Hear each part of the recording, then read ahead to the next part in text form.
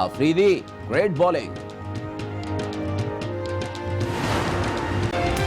Budget 2019 को अवाम दुश्मन, ताजर दुश्मन और सनत दुश्मन करार देकर यकसर मुस्तरद कर दिया है और ऐलान किया है कि हिज़्ब इख्तिलाफ से ताल्लुक़ रखने वाली तमाम सियासी जमातें उसके खिलाफ पार्लियामान के अंदर और बाहर भरपूर एहतजाज जारी रखेगी। सादिक संजरानी के लिए खतरे की घंटी बज गई। ऑपोजिशन का चेयरमैन सेनेट को आईनी तरीके से हटाने का फैसला। बजट अवाम दुश्मन करार देकर मुस्तरद। पार्लियामेंट के अंदर और बाहर एहतजाज का ऐलान। मौलाना फजलुर रहमान की एपीसी के अख्ताम पर प्रेस कॉन्फ्रेंस। जजेस के खिलाफ रेफरेंसेस और लापता अफराद की बाजियाबी के लिए कानून साजी का मुतालबा।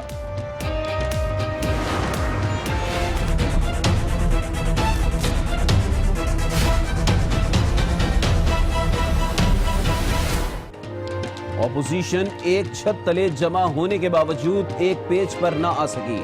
ऑल पार्टीज कॉन्फ्रेंस में ऑपोजिशन असेंबलियों से इस्तीफों के मामले पर तकसीम। मौलाना फजलुर रहमान की इस्तीफा देने की तजवीज पर पीपल्स पार्टी की मुखालफत। एलामिये में मुल्की हालात सिक्योरिटी रिस्क करार। वो जेल में हैं, लेकिन सियासत का मेवर वही है। हर रोज रज़न साहब उनको नहीं भूलते, बयानिया भी उनका चलेगा, वजीर भी नहीं आपकी पार्टी भूलते। में? बयानिया हमारी पार्टी का बड़ा सीधा साधा है। आपका बयानी भी वही है कि मुल्क में आइन और कानून की हुकूमत हो। हर पाकिस्तानी का बयानिया यही है। आज एलामिया भी यही कह रहा है। साबिक वजीर आजम शाहिद खाकान अब्बासी की एपीसी में इस्तीफों से मुताल्लिक खबरों की तरतीब। आज न्यूज के प्रोग्राम स्पॉटलाइट में गुफ्तगू करते हुए कहा, नवाज शरीफ जेल में होने के बावजूद सियासत का महवर हैं।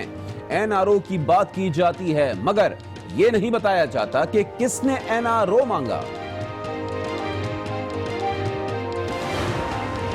मेरे प्यारे अपोजिशन के रहनुमाओं की दाल रोटी जुड़ी हुई है, क्योंकि अगर ये बजट पास नहीं होगा तो ये अवाम के दर्द में न डाल अपोजिशन रहनुमा तनख्वाहें कहां से वसूल करेंगे। फिरदौस आशिकावान ने ऑपोजिशन की एपीसी से पुतली तमाशा करार दे दिया। कहा, हुकूमत को धमकियां देने वाले अपने बयानिए पर मुत्तफिक ना हो सके। एपीसी का एलामिया एतराफ जुर्म है। इन्हें आपस में ही एक दूसरे से खतरा है। ये भी कहा, बजट तो मंजूर होगा, मुखालफिन की दाल रोटी इसी से चलती है।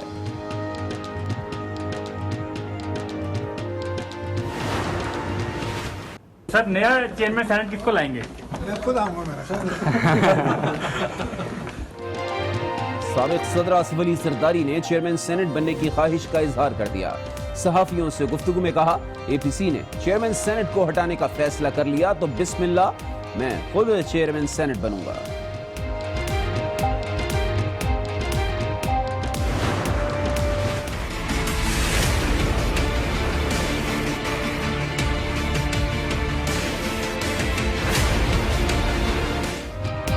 डॉलर की एक बार फिर ऊंची छलांग। रुपए को बेकदर कर दिया। इंटरबैंक में 5 रुपए 18 पैसे इजाफा। डॉलर 162 रुपए 16 पैसे की बुलंद तरीन सतह पर पहुंच गया। सोने की कीमत में भी रिकॉर्ड इजाफा। फी तोला सोना 500 रुपए इजाफे से 81,000 का हो गया।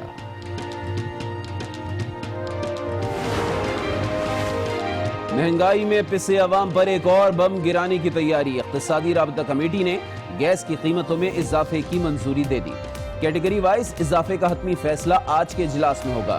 बिजली की कीमत में भी 1 रुपए 50 पैसे फी यूनिट इजाफे की मंजूरी। इतलाक 1 जुलाई से होगा।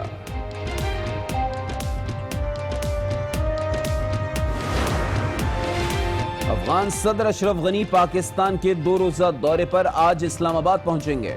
वजीर आजम इमरान खान समेत आला क़यादत से मुलाकातें करेंगे। मुआहिदों और याददाश्तों पर दस्तखत मुतवक्के है। Moin Khan world cup 29 special, और आज वाकई स्पेशल है because Pakistan has beaten New Zealand in a very very tense encounter. आखिरी ओवर में पहुंचे, लेकिन पिछले 10 ओवर जो उन्होंने खेले उससे लग रहा था कि पाकिस्तान बिल्कुल कंट्रोल में है, ये मैच जीत जाएंगे। पाकिस्तान की उम्मीदें जो हैं अभी तक जिंदा हैं सेमीफाइनल्स में पहुंचने की, और अब तो ये है कि अगर इंग्लैंड अपने तीनों मैच, बाकी 2 मैचेस भी हार जाता है तो पाकिस्तान अगर एक मैच भी हार जाए फिर भी उसको जीतने का चांस है, प्रोवाइडिंग वो बांग्लादेश के खिलाफ जीते। हमारे साथ मौजूद है पाकिस्तान के former captain, cricketer, wicket keeper and coach and manager and what not, Moin Khan. अस्सलाम वालेकुम। Moin, very quickly, what did Pakistan do different? आज उन्होंने क्या किया? साउथ अफ्रीका के खिलाफ जीते थे, 7 कैचेस भी ड्रॉप किए थे, लेकिन आज बड़ा परफेक्ट गेम खेला। What do you think happened?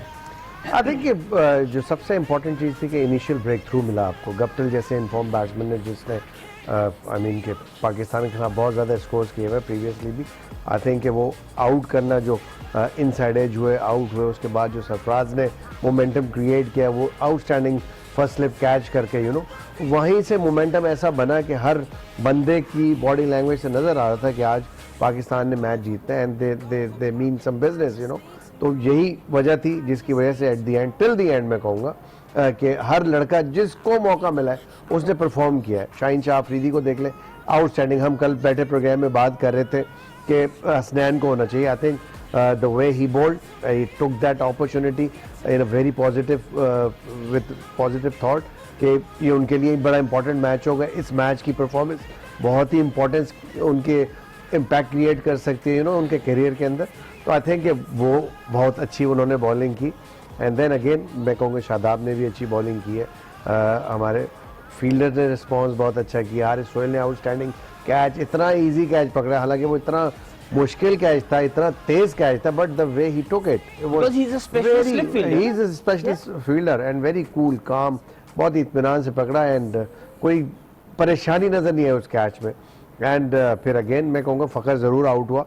हमने जिस तरह पार्टनरशिप बिल्ड की है, हाफिज़ ने बहुत अच्छा गाइड करता रहा बाबर को कि तुमने खेलते रहना, तुमने जानते, जो कि बाबर ने अपने इंटरव्यू में भी ये बात बोली है और हमें पिच पे भी नज़र आ रहा था, वो टाइम टू टाइम लगा हुआ था कि यार रन नहीं छोड़ने, स्ट्राइक रोटेट करते रहना, वो क्लास थी उस चीज़ की। And then after dismissal of Hafeez, जिस तरह आके हारिस सोहेल इन्फॉर्म थे, उन्होंने खेला है, वो जो पार्टनरशिप थी, right hand left hand combination, I think it actually paid off to Pakistan कि वहाँ पे सेंटनर की जो आउटस्टैंडिंग बॉलिंग थी, इतना बड़ा बड़ा टर्न होता है, उसको जिस तरह उन्होंने खेला है उस कंडीशंस के अंदर, बहुत अरसे के बाद शोएब भाई ऐसा देखा है कि पाकिस्तानी बैट्समैन इतना टर्निंग बॉल के अगेंस्ट जो खूबसूरत तरीन मैं कहूँगा कि बैटिंग की है।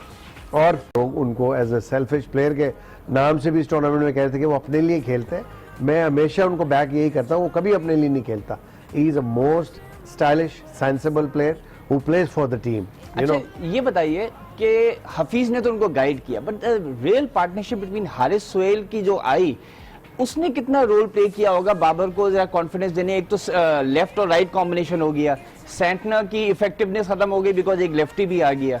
तो आई सपोज जिस तरीके से हारिस सोहेल ने सीना निकाल के खेला, और आई थिंक जब 40-50 रन रहते थे उस पर भी बड़ा डाइसी सिचुएशन था, उसने 6 भी मारा, तो उससे भी बड़ा कॉन्फिडेंस आया होगा। ऑफकोर्स देखें, आपके स्ट्राइक रोटेट होती रहे, बोर्ड चलता रहे, तो आपको नेचुरली एक कॉन्फिडेंस बिल्डअप रहता है कि यार हम करीब चले जाएंगे, और उन बीच में जहाँ पे न्यूजीलैंड बॉलर्स ने शॉर्ट पिचेस पे अटैक करने की भी कोशिश की, वहाँ हारिस ने अच्छा रिस्पॉन्ड किया, बाबर ने चौके लगाए उनको, उस गंदी बॉलों का फायदा उठाया, रादर देन कि आपने अपने ऊपर हावी कर लेते वो बाउंसर या वो शॉर्ट पिचेस। तो आई थिंक कि वो जो स्ट्राइक का रोटेट होना था, बोर्ड का चलते रहना था, आई थिंक वो जो थी वो सबसे बड़ी स्ट्रेंथ थी पाकिस्तान की।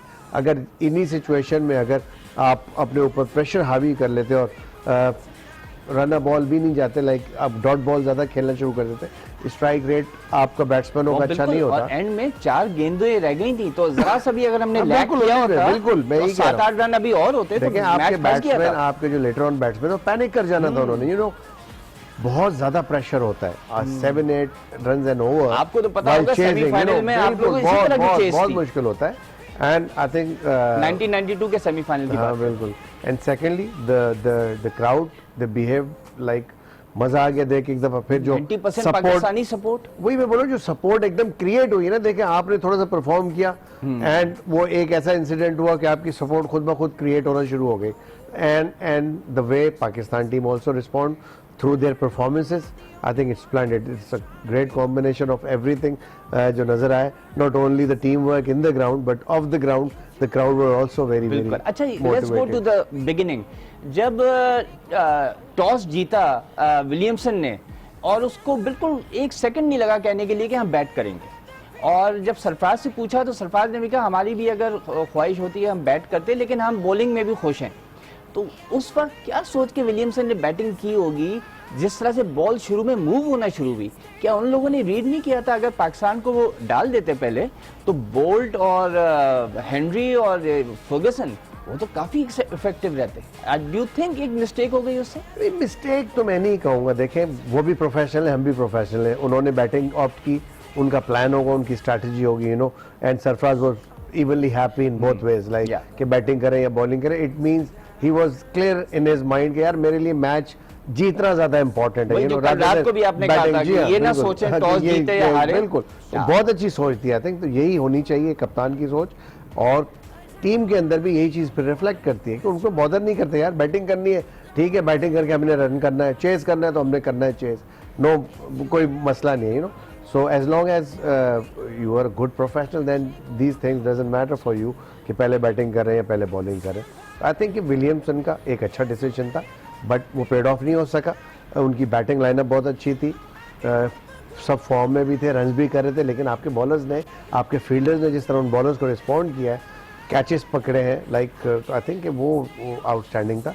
अगर देखा जाए कंपैरेटिवली तो पाकिस्तान की हर शोबे में अच्छी रही परफॉर्मेंस। सरफराज की कीपिंग सडनली ऊपर आ गई। साउथ अफ्रीका के खिलाफ उसने एक दो कैच छोड़े थे, उससे पहले एक और मैच में उसने कैच छोड़ा था, आई थिंक इंडिया के खिलाफ भी था।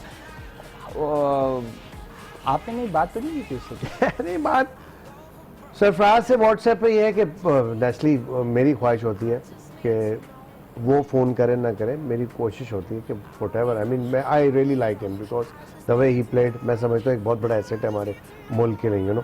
सो आप अगर कुछ भी हम्बली अपनी कैपेसिटी